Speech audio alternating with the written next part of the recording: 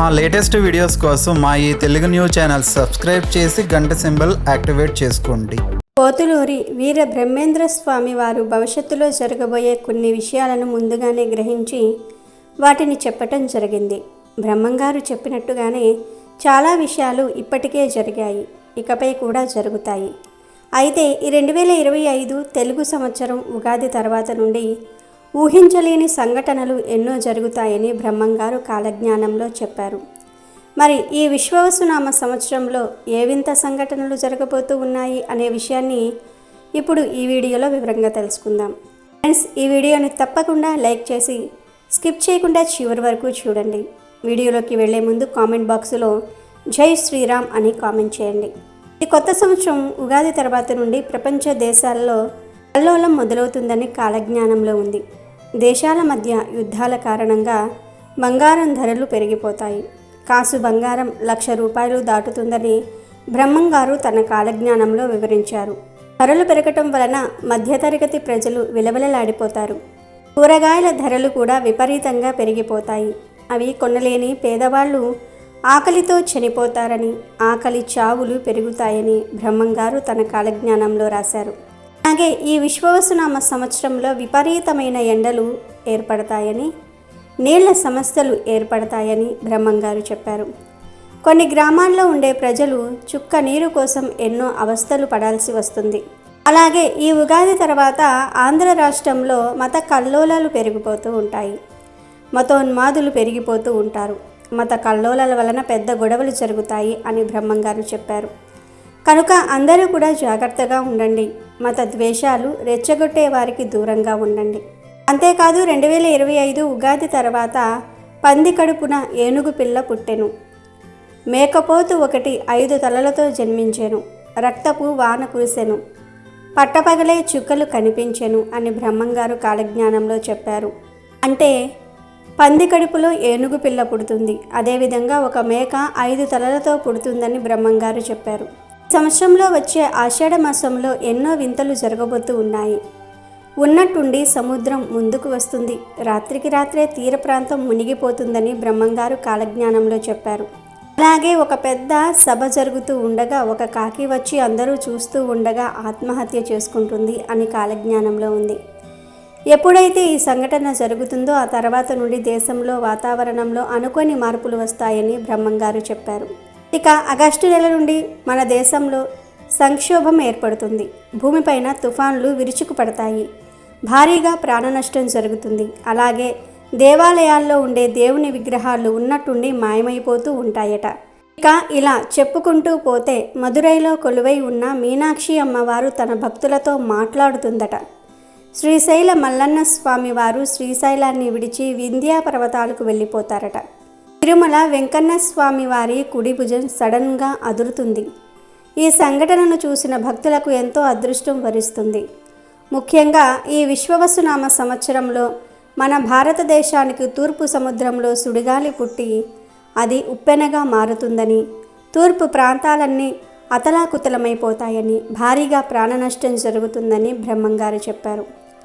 Corona virus లాగానే ఈ సంవత్సరంలో కూడా మరొక కొత్త రోగం పుట్టుకొస్తుంది. ఈశాన్య దేశాన ఒక కొత్త రోగం పుట్టి చాప కింద నీరులాగా అన్ని దేశాలకు వ్యాపిస్తుంది. ఇక ప్రస్తుత రాజకీయాల్లో అయితే ఒక ముఖ్యమైన అధికారం కోసం కలిసి ఉన్న వ్యక్తులే గొడవలు పెట్టుకుంటూ ఉంటారు.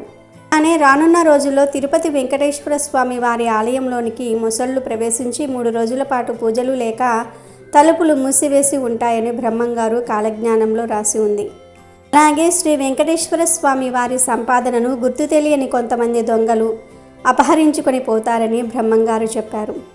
అంతేకాదు భవిష్యత్తులో భారతదేశంలోని యువత ఉద్యోగాలు లేక తప్పుడు మార్గాల్లో ధనాన్ని సంపాదిస్తారు. 30 సంవత్సరాలు నిండగానే చనిపోతారు అని బ్రహ్మంగారు చెప్పారు.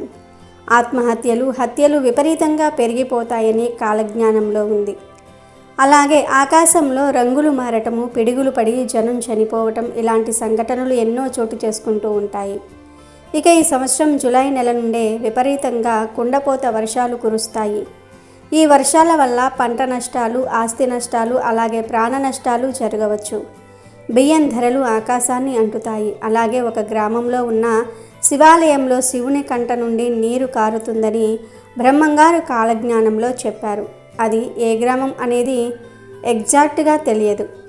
ఇకపోతే రాబోయే రోజుల్లో చాలామంది దొంగ సాధువులు పుట్టుకొస్తారు. ప్రజలను నమ్మించి మోసాలు చేస్తారు. అలాగే బసవేశ్వరుడు లేచి రంకె వేస్తాడట. ఒక విచిత్రమైన తోకచుక్క పుడుతుందట. దీనివల్ల ఆకాశంలో ఉన్న సూర్యుడు వణుకుతున్నట్లుగా కనిపిస్తాడు. అలాగే రానున్న రోజుల్లో ఒక సూర్యగ్రహణం నాడు సూర్యునిలో సూర్యనారాయణ స్వామి దర్శనం ఇస్తాడు. ఇంకో సందర్భంలో విష్ణుమూర్తి దర్శనం ఇస్తాడని బ్రహ్మంగారు చెప్పారు.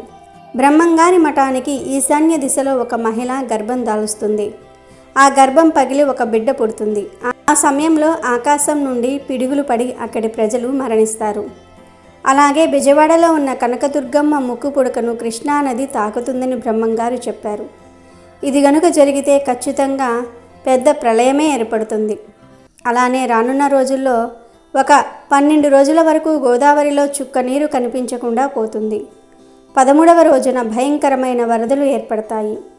అంతేకాదు భవిష్యత్తులో 2 మగవాళ్ళు అలాగే 2 ఆడవాళ్ళు, అంటే ఆడ మగ పెళ్లి చేసుకుంటారు అని, వారి కడుపున బిడ్డ జన్మిస్తుందని కూడా బ్రహ్మంగారు చెప్పారు.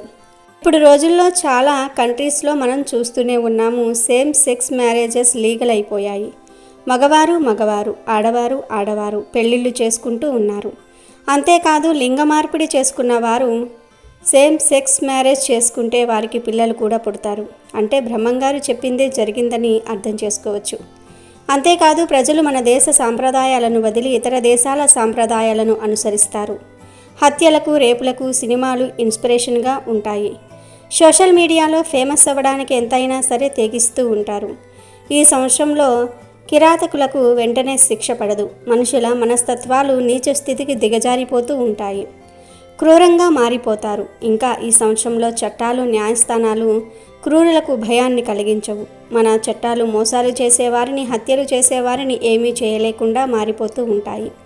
ధనవంతుడు ధనవంతుడిగా ఉంటాడు. పేదవారికి అవకాశాలు వచ్చినా కులమతాల పేర్లతో వారికి వచ్చే అవకాశాలను ఇతరులు లాగేసుకుంటూ ఉంటారు.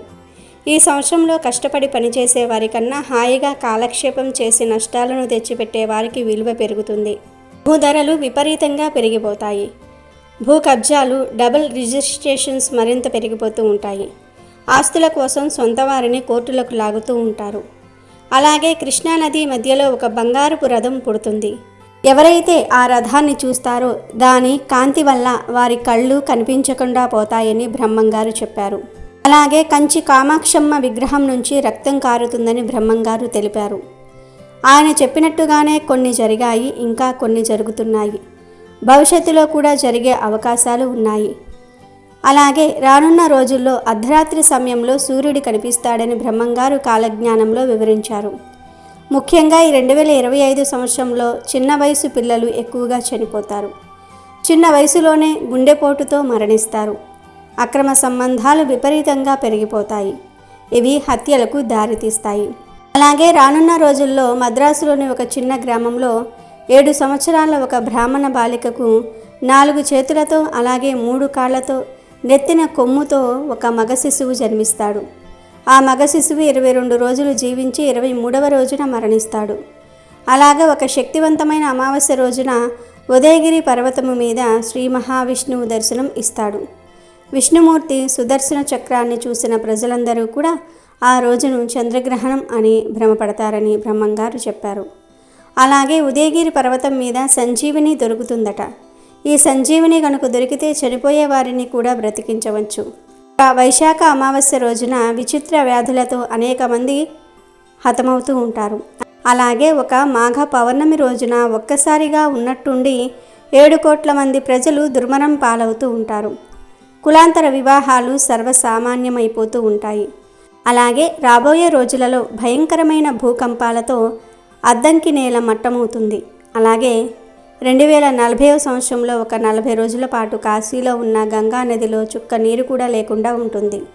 అలాగే కొన్ని గ్రామాల్లో ఉన్న పొలిమేర్ల వద్ద నల్ల కుక్కలన్నీ కూడా చేరి ఏడుస్తాయని, భవిష్యత్తులో నాస్తికులు పెరిగిపోతారు అని బ్రహ్మంగారు చెప్పారు. వీడియో నచ్చితే లైక్ చేయండి, షేర్ చేయండి, బట్ సబ్స్క్రైబ్ చేసుకోవడం మర్చిపోవద్దు.